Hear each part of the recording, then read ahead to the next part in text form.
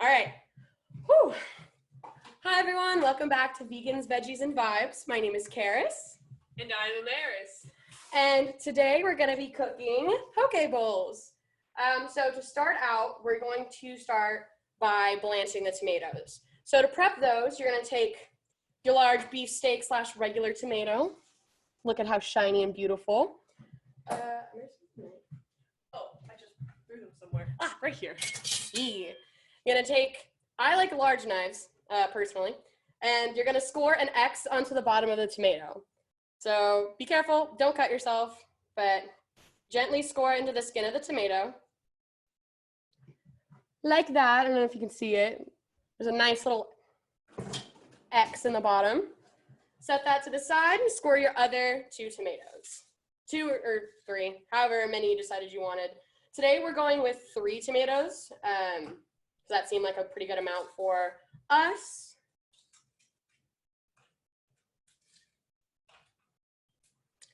And to my left, we don't have like a stove can today because like literally blanching tomatoes takes like a minute in boiling water and then you just drop them in some ice water and call it a day. So we're gonna take our 3 tomatoes, gonna drop them in that boiling water, 2 and 3. I'm gonna set a timer for 1 minute. And you're going to want to make sure you have a bowl of ice water ready to go off to the side, which we have prepped off to the side here. Yeah, because it's like a very fast process, because like that minute goes by, you got to get that crap out of the boiling water. Let those sit. And after you're done with tomatoes, you'll want to cook rice. We went ahead and cooked it earlier so that we wouldn't have to wait too long. And we made sushi rice. And sushi rice is different because it's a short grain rice. It's also known as sticky rice. This is the brand that I'm using today. If you're in Lawrence, I got it at F Mart at 6th and Colorado. It's an Asian market.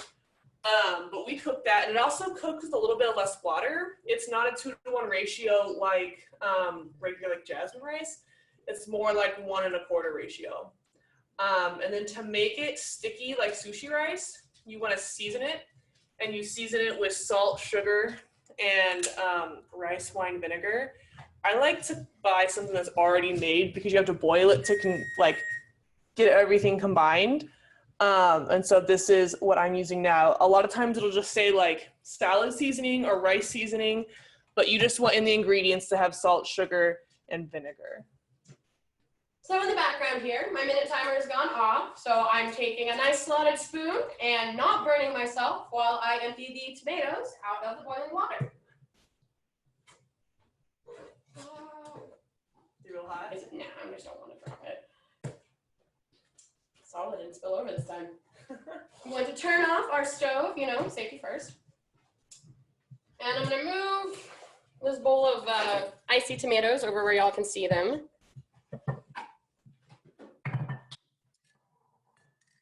So this is the, personally, my least favorite part. So we're going to take those tomatoes, and if you notice where you scored, the skin is actually incredibly loose, and you can just pull them back. My tomatoes are still a little warm, so I'm going to submerge them back in that ice water. You want to make sure they're pretty cool, you know, not hot. Yeah. So you're going to take that skin, you're going to peel it back where you scored it. It comes off super easy, like it literally peeled straight to the stem. Discard that, unless like, I don't know, you like eating tomato skin. Pull that off. And this is like the messiest part of the entire thing. Like I am always covered in tomato juice by the time I'm done, but it's worth it. Don't me to help peel? Yes.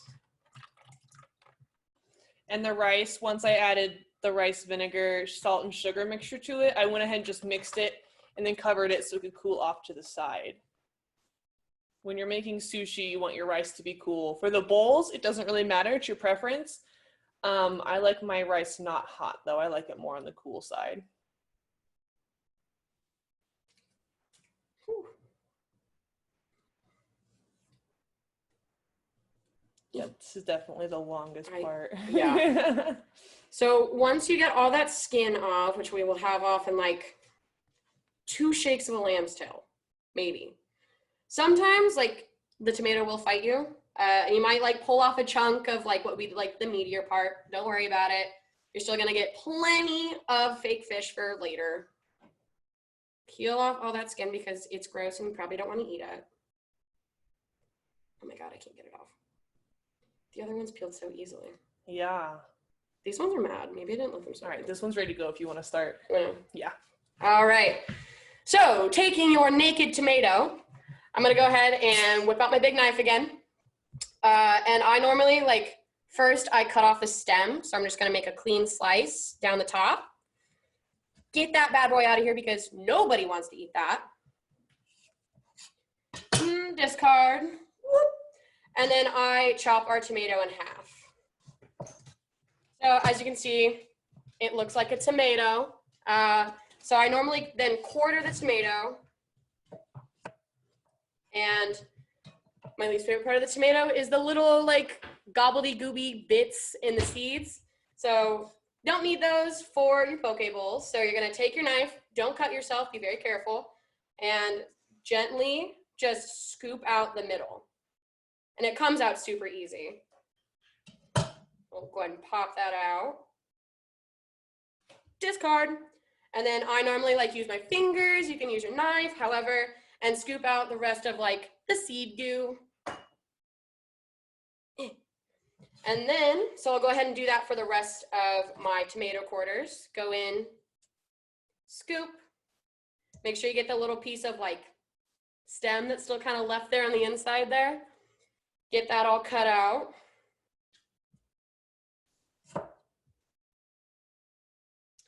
Scoop out all the gunk,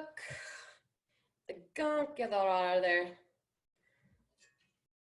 And your fingers will, you will be covered in tomato juice. And it's just an unavoidable fact, it's just how it is. If you're not, you're doing it wrong. Exactly.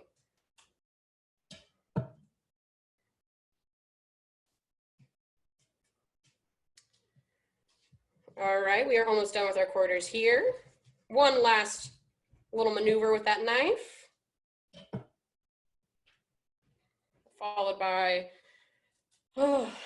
that seed juice. All right, so now we have some very pretty quarters of tomatoes. Now what I'm gonna do is I'm gonna take my knife again. If you can see, I'll probably move it a little bit closer. And I'm going to slice the tomato, let's say about a centimeter, maybe a little thicker, into slices. Don't cut your finger, the general stuff, until you have slices that are kind of beefy looking like this one. I normally gather them up on my cutting board and dice them up. So you're gonna get these nice little cubey fake fish things, and show you guys what they look like. I was cutting some up earlier and they really do kind of look like salmon, you're cutting up fish. Do we have another bowl? Let's use this one. Perfect. Yeah.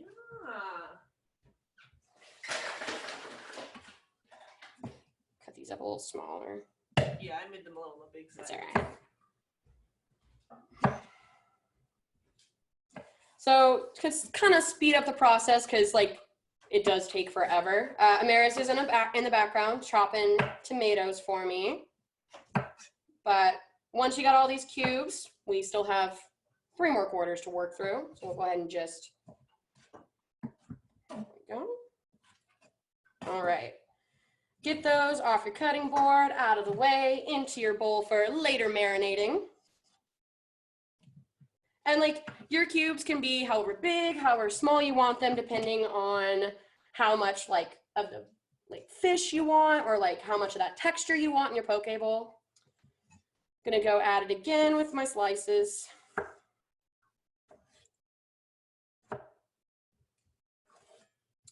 And I'm gonna go ahead and slice up all 3 of my quarters that I have left here, just to kind of speed it up just a bit.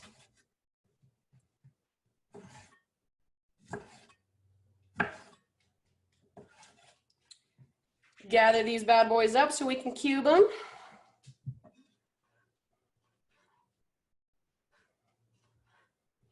Just some nice slices. I like mine like a medium size. Personally, that's what I typically cut up whenever like I'm doing like vegan dinners. Into our bowl. And then we finish that last section here.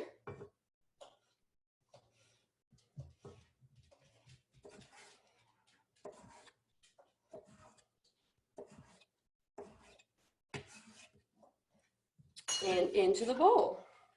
And if you got a little bit of seed in there, like, doesn't really matter. You probably won't notice it later. It's not perfect, it's fine. And we have our last little bit of fake fish coming through.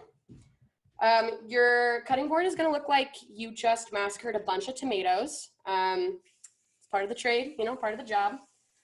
So we have our bowl of tomatoes here, and we're gonna take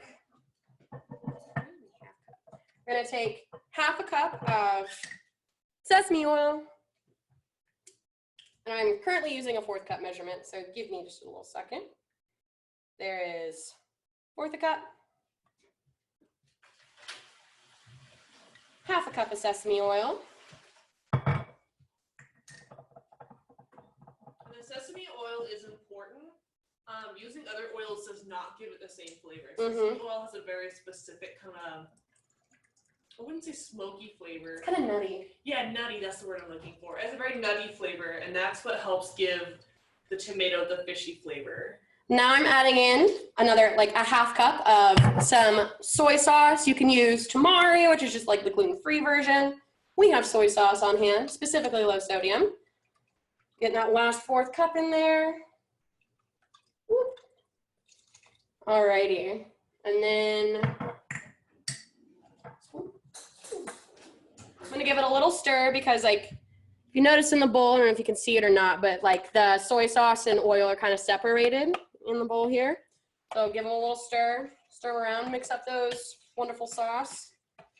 And then I'm gonna take, for this amount of tomato, I only use about like half a sheet of nori. And there's no special way that I do this. I really just like fold it up into as small a square as possible. And then I take some lovely kitchen scissors and I just hack at it, you know, so you get like nice little pieces into your tomato marinade. Honestly, like what gives it the fishy flavor is the nori, you know, it gives you that flavor of the sea. And it will be like a part of like your poke bowl whenever you're eating it. So you want to like try to keep like smaller pieces unless like you're super into big pieces of nori, because that's totally cool too. So I'm gonna get all that chopped up in there. I normally like kind of just cut around the corners until I'm kind of like creating a circle in my hands. However you want to chop up your nori to get your bits, up to you. So I'm getting that in there. Whoop. And the last bit, gonna get it all sprinkled in, stir it all in because we want that nori, you know, all the way throughout.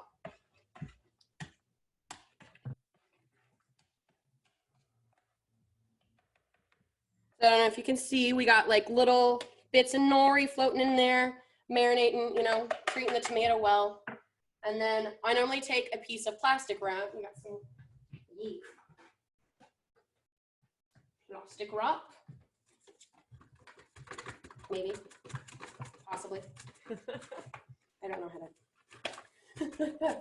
It's basically you know, what I do. More gracefully than me, pull it out of your plastic wrap box. And you're gonna wanna just cover the tomato, make sure it's not like, you know, losing any of that flavor to your fridge. Just keep it like away from the elements. Get it covered, and it's not big enough, so I'm gonna have to use 2 pieces. You can also just press it down in there. Oh my God, I could. I don't know if everyone knows this, but Amarais is a genius. So yeah, I used my plastic wrap to like press into the bowl because I did not pull off a big enough piece. So we got our tomato covered so it can sit in the fridge for about an hour and a half to marinate. So I'm gonna move that to the fridge while Karis continues. All right, next up, I'm actually gonna clean off the cutting board real quick and wash my hands to get all the tomato goo off.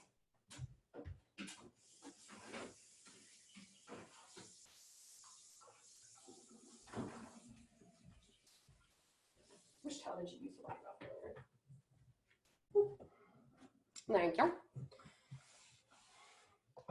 So on the recipe, I listed my favorite toppings to put on poke bowls. It's typically what I serve at vegan dinner, which is like the sliced cucumber, sliced carrots. We don't specifically have avocado today, so we're gonna be replacing it with some sliced bell pepper. But yeah. However, I almost forgot. So something else that needs to sit around for a minute, you know, to get all the flavors in is our pickled cabbage. You know, it may not be your cup of tea, but I absolutely adore pickled cabbage. So we're gonna take a nice little mason jar here with a lid, important.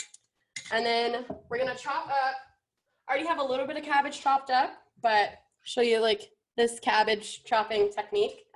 Also nothing special, but I normally go straight on the top, maybe about centimeter in from the edge, and I try to make a clean slice down.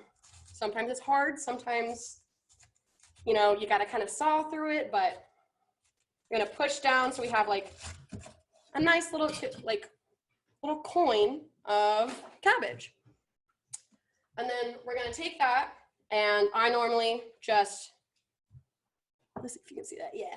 From the edge, I kind of just start cutting ribbons. Very, like, deliberate cutting motion like that. Have you ever added carrot into there? You could. I have never, just because, like, yes, you could. If you want to get funky, start throwing in other veggies with, like, your pickling, because pickled everything is good. I want to try it. We have another one in the fridge chilling, so I think this one we're going to add carrot to. Yeah, let's do it. I was just thinking about that. I think it'd be good. Let's try it. I'm going to use a peeler just to make small ribbons to throw in there. Mm-hmm. So I have some bigger pieces of cabbage that would kind of like suck by itself, like if you just like bit into it. So I'm going to cut those down a little bit.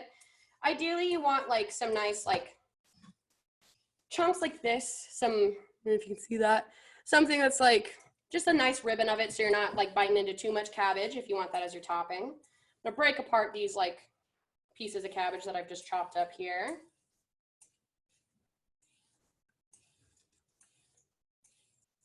Whew.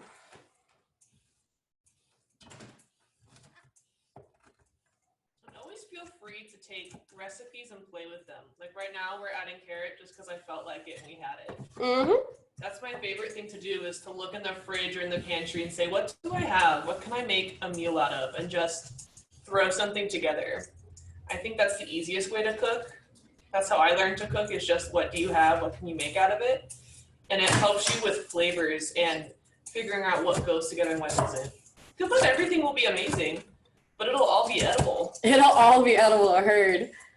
But as you do it and the more you do it, the more it's like, wow, everything I cook is kind of great.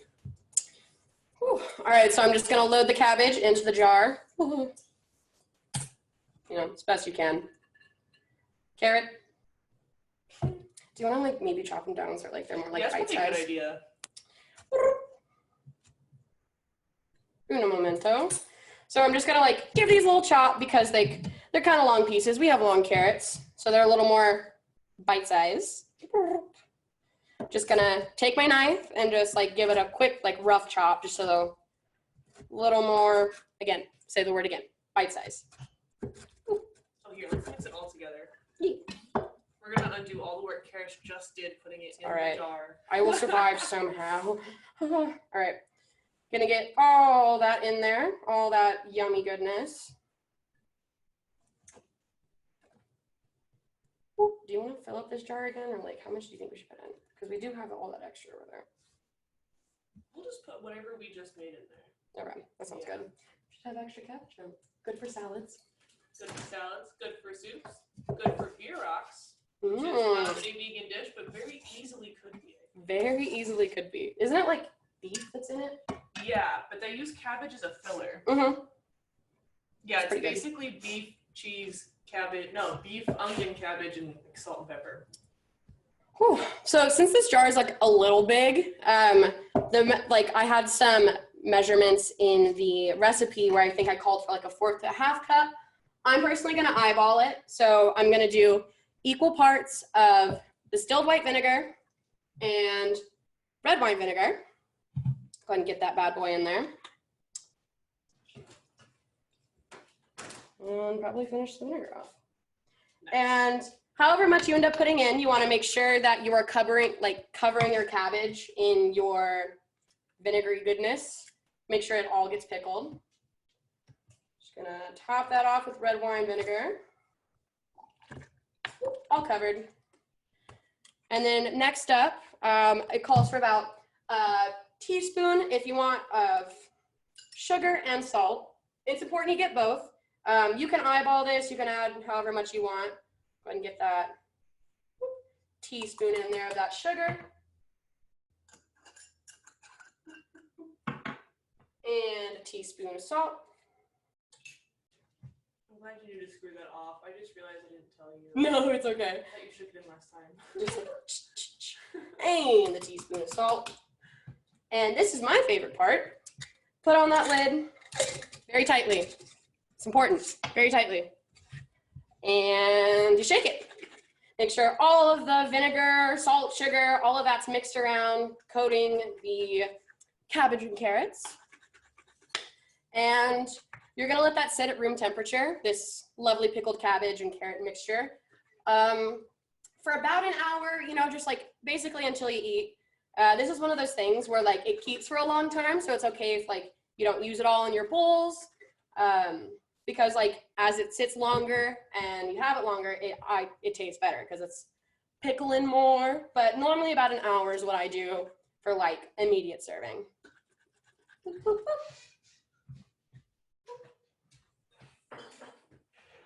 Ooh, I'm gonna clean this off real quick. I'm gonna clean up my workspace just so we have, you know, space. What topping should we do next? You wanna do? If you didn't know, I have 2 dogs, and they're very upset that my dad just left. We can do cucumber and bell pepper next. Carrots more. Carrots are just more toppings. Nice. I'll talk about that. I'll save my dogs. Okay. So I'm gonna take this carrot that Amarais is already working on. And normally what I do, like this is just like the fun topping part where it's just like prepping some fresh veggies to put on the top.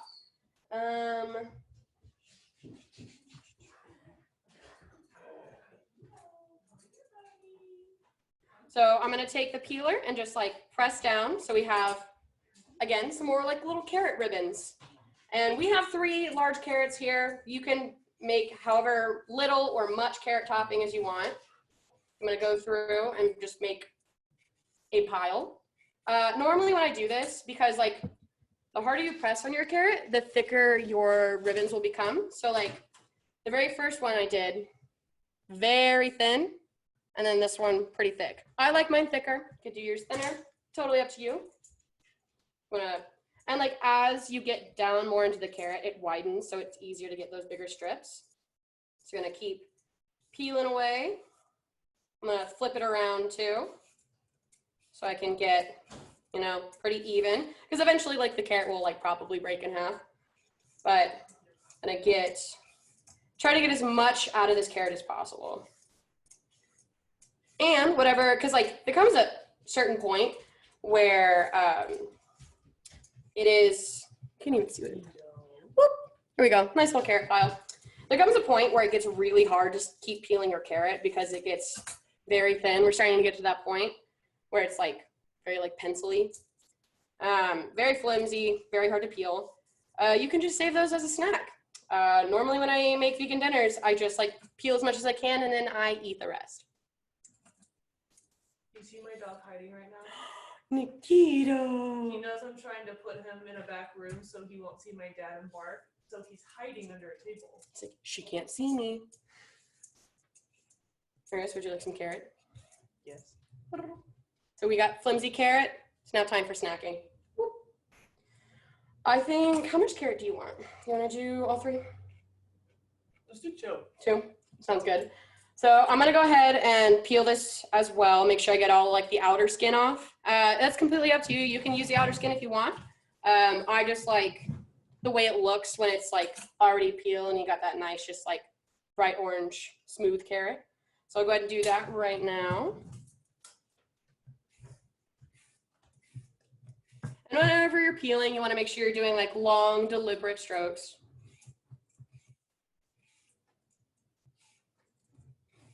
And I just like, you know, rotate the carrot as I move. And then, you know, as you would peel a veggie.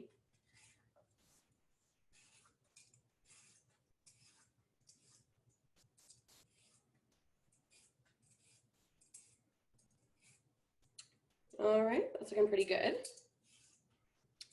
I am gonna chop off the little nobbin on the top of the carrot real quick, just because I want to.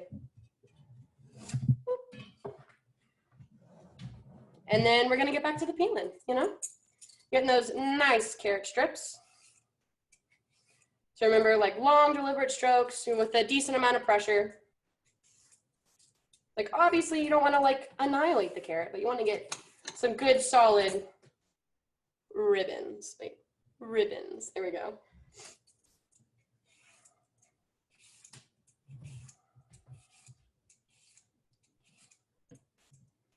Yeah.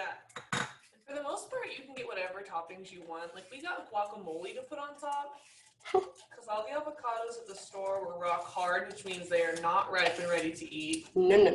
When you're looking for an avocado at the store, you want to squeeze it and you want it to be kind of soft. Like if you can squeeze into it, it's too soft and it's probably brown on the inside, but you want to be able to squeeze it and feel a little give in the skin. If you squeeze it and it's a rock, then it's not ready and it's unripe. And they do not taste good. Can confirm. Tried it before. Not worth it. And they're also very hard to cut. Oh my God, yeah. That's where people injure themselves, is when they're trying to cut unripe avocados and they just slice their hands.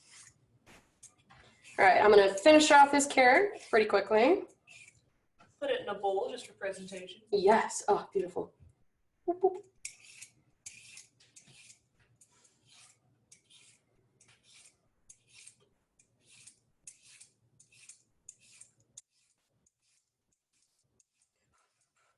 Update, my dog is still under the table and he's watching us with sad eyes because he knows that I'm staring at him.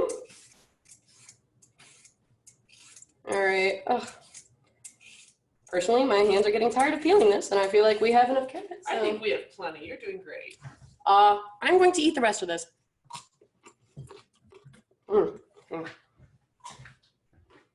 Another great topping we're going to have is a cucumber. And we have an English cucumber. And it's different from the regular cucumbers you see at the store because A, normally they're wrapped in plastic, and B, they're longer, they're skinnier, and they're a lot crunchier. I like these better for snacking, particularly, but I think they also add a better texture when you're adding them to things like salads because they have a nice watery crunch. Thoughts? How do you chop them? I normally, whenever I'm doing, it depends on how you want it. Like you could do cubes if you want. I like doing like more ribbons, like with the carrots. We could probably do cubes though. I feel like that'd be good. So I just realized I cut them really thick. That's all right. We're gonna do cubes just because Amarais cut them like that. But yeah, the way you cut things is also very much up to your own taste. If you want things smaller, cut them smaller. If you want them bigger so you can have more individual flavors, cut them bigger. We're doing cubes. I also like having things in different textures in your food. Like if it's all the same texture, like if you make a mush meal, which no shame on a mush meal, we love a mush meal, but having texture in your meal is also super nice. Oh, second update, he has left the table. His head is down, his tail is tucked, and he wasn't making eye contact, which means he thinks I can't see him. I think he wants this carrot. I think he does too. I think he really just wants to eat the carrot. He said, I'm gonna brave getting out from under this table. He's gonna go the long way around to try to avoid you. Yeah, he went the long way around our kitchen to ask Karis for a carrot. I'll give you right. one more bite, buddy. He is too smart for his own good. You gotta finish the first bite. Okay, Karis, what else did you have? Come on. Wash my hands real quick. And I cut up probably just a quarter of this, not a lot. If we need more, we can always chop up more. But like, I know my dad hates cucumber, and he'll be one of the people eating this meal. So it'll probably only be me, Karis, and Dulcie eating cucumber, which is why I made less of it. He's crazy. He also doesn't eat fruit. What? I don't know what's wrong with him. No. There's like not a single fruit that he likes. Well, he likes them in smoothies. I think it's a texture thing. I get that. He'll eat Okay. apples. Yeah, he's just weird. There's the pepper. So, what kind of texture do you want? Do you want like long, thin pieces? Or how do you feel? Long, thin, but cut in half. That way they're bite-size-ish. All right, so now we're gonna move into prepping this beautiful little orange pepper, courtesy of Amarais' fridge. So we're gonna go in. So normally what I do when I'm cutting peppers is I will like cut in around like this green stem part here. Obviously, don't cut your fingers. Just very gently. Make sure, you know, you're not slicing anything important. Get in there, cut around it, make sure it's easy to pull out. And it normally comes with a lot of the seeds, which we do not want those. Discard. All right, so I'm gonna cut this in half. And then I'm gonna cut this in half again. So like, it's up to you. I normally clear out like this white, kind of like starchy, soft, weird part that's like a part of like the seed stuff from the inside. Just as, because I don't like the texture. Just carefully clean those out with your knife.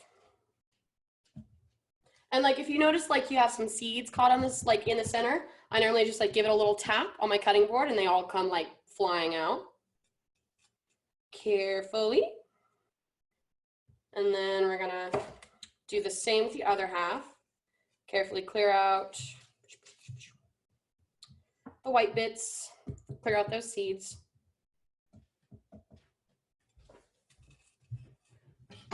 And honestly, like you may not even have to use your knife for those little white bits. You could just rip them out if you wanted to. So we're gonna do pretty thin shrimp, like slices of the bell pepper. So let's do like, I don't know if you can see how thin that is, but she's pretty thin. I'd say like, I don't know, like half a centimeter. I don't know the metric system, I'm sorry. So we're gonna do very thin slices of that.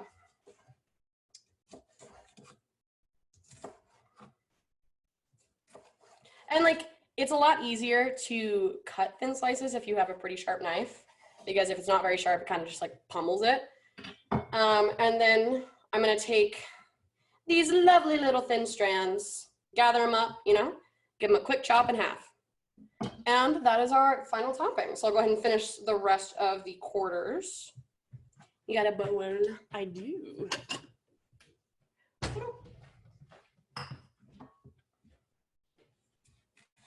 And that's basically everything for this meal. For the most part, it's making the rice and tomatoes and then whatever toppings you want, you prep. So our tomatoes, like I tried prepping some a little earlier, but so our tomatoes are definitely still marinating in the fridge. Honestly, like the best time, like you can marinate them overnight if you really want. But I found like the best flavor comes from when you let them marinate for about 1.5 hours to 2 hours is about the time frame that works the best. Because like, I feel like if you let it sit too long, it gets a little too salty and too soy saucy. But yeah, around 1.5 to 2 hours seems like the perfect time. These are the ones that we made earlier to marinate. And I don't know if you can tell very well in the camera, it's a little on the dark side, but they're getting a little darker. Here, I'll turn on my flashlight. Ooh, look at that. Yeah, they're getting a little bit darker as they're soaking up the soy sauce. But yeah, they don't change in appearance a whole lot.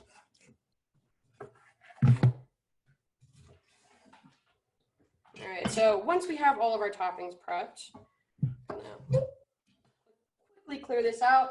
It's up to you to assemble your bowl. So the way I like doing it is obviously rice on the bottom. I normally stick my wonderful tomato fake fish right in the center, and then I line up all my toppings around the corner. Oh, one more topping that I forgot completely. Spicy mayo. Can't forget that. That is literally, okay. You know, like the piece de resistance of all of this is, you know, our fake fish, but you can buy spicy mayo like this, or it's really easy to make, and we can make a little extra. And you just take sriracha and mayonnaise and lime juice. So in my recipe, like typically what I do is I'll take vegan mayo, which you can normally find in like, there we go. I take vegan mayo, which you can normally find in like your local Dillons in the mayo aisle, which is, you know, near the condiments. Kind of have to like search for it because there's like only one jar of it. We don't have vegan mayonnaise because I'm not actually vegan. I just really like vegan food. So this is regular mayonnaise. Shh, don't tell anyone. All right, so they're all kind of half empty. Right. I have more mayonnaise, but all of my jars are half empty. Okay. So my favorite way to do this, I believe in the recipe I said about a cup of mayo, 1/8 cup of sriracha, and like 2 teaspoons of lime juice. I'm gonna be completely honest, I absolutely eyeball this entire portion. So Use a spoon for you. you think I can get a whisk? Yes. So I'm gonna start by, hold on. What if I just like take the top off this and just, That might work. so I'm gonna start with like, come on, get out of there. I have a tiny whisk. I love the tiny whisk. So I normally start with like a good glob of mayo. And when I say like I eyeball it, like honestly, I just kind of look at the proportions of what I'm pouring. So got a good glob of mayo here. I don't know if you can see that. I take our delicious sriracha. Go ahead and turn the camera down again. All right. Whoop. All right, so I take sriracha and I go ahead and I like add a little bit on top of that. And I add just a dash of lime juice. I think it like brightens up the flavor a little bit. You know, like you're not like weighed down with all of like the heavy mayo or like the spiciness of the sriracha. Because I personally really like it spicy, but I think the lime juice is like an absolute necessity when making like this spicy mayo. So you're gonna want a color that's a little darker than this. This is kind of like a very peachy orange. So I'm gonna take, Nice reference. so I'm gonna take a little more sriracha, douse that in. And like the way I make my sauce may not be to your like spice level. You can always make it spicier. You can make it with more lime juice or more mayo, you know, like a little more mild. Absolutely up to you. I'm gonna take a little more lime juice, give it a dash. And if you need more, I have more in the fridge. Give it another whisk. See the color's coming along nicely. I'm gonna take a clean finger. This is, you know, my expert way of doing it. I'm gonna give it a little taste test. I'm gonna dip a carrot in.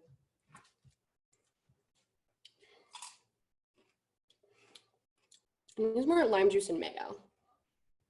How are you feeling? Did you like it? It tastes a little different than the bottled stuff. Mm-hmm. I honestly like prefer to make the mayo this way. Spoon, get over here. I thought I was doing something. Wait. This mayo does not like me. Add a little more mayo in there to kind of balance out the flavor.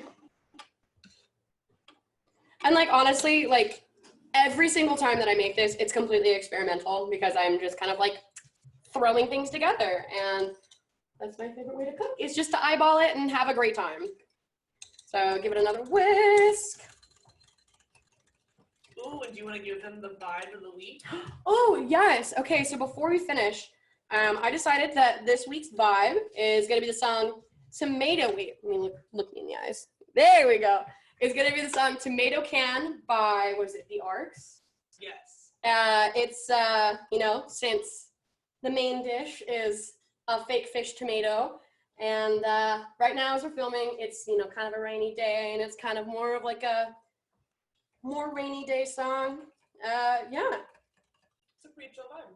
Pretty chill vibe, exactly. All right, so I'm finishing up this mayo here.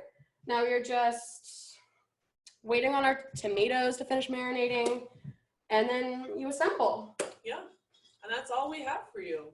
Yeah. Thank you for joining us once again.